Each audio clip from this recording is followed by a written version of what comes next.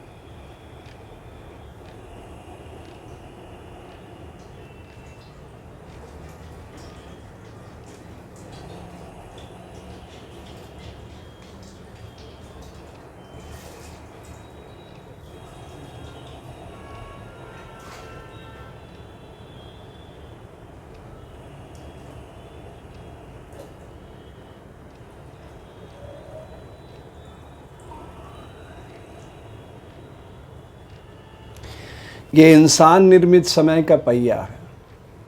ये एक सेकंड भी अगर आगे पीछे हो जाए तो सब कुछ गड़बड़ कर देता है। एक सेकंड ट्रिप मारा, मिनट खराब हो जाएगा। मिनट ने ट्रिप मारा, घंटा खराब हो जाएगा। सब कुछ उल्टा पुल्टा हो जाएगा। लेकिन ये परमात्मा का समय का पहिया है। इस शरीर के भीतर जो चल रहा है वो 21,600 पूरे करना है। आपने जल्दी जल्दी श्वास लिया, वो बिल्कुल शांत हो गया। वो 21,600 श्वास ही हमें देगा। जो श्वास हम ले रहे हैं यही जन्म है। जो प्रश्वास हम छोड़ रहे हैं यही मृत्यु। बस इतनी दूरी है जन्म और मृत्यु के बीच। वो प्रश्वास गई, अगर श्वास बन के नहीं लौटेगी, बॉडी की डेथ हो गई। इतनी सी कहानी है मानव जीवन की। तो भारतीय ऋषियों ने इसको पकड़ा है। और फिर से मैं जाते जाते याद दिलाना चाहता हूँ आपको, श्वास रूप में आता हूँ। ये पंच महाभूत एकता के सूत्र में बंधकर बस श्वास के जरिए इस शरीर रूपी देवालय, ये खिलौना है परमात्मा का बनाया हुआ, उसमें वो अपनी ऊर्जा प्रकट कर रहे हैं। श्वास रूप में आता हूँ, प्रश्वास रूप में जाऊंगा, एक बूंद से निर्मित रचना को अपना वैभव दिखलाऊंगा। ओम ओम ओम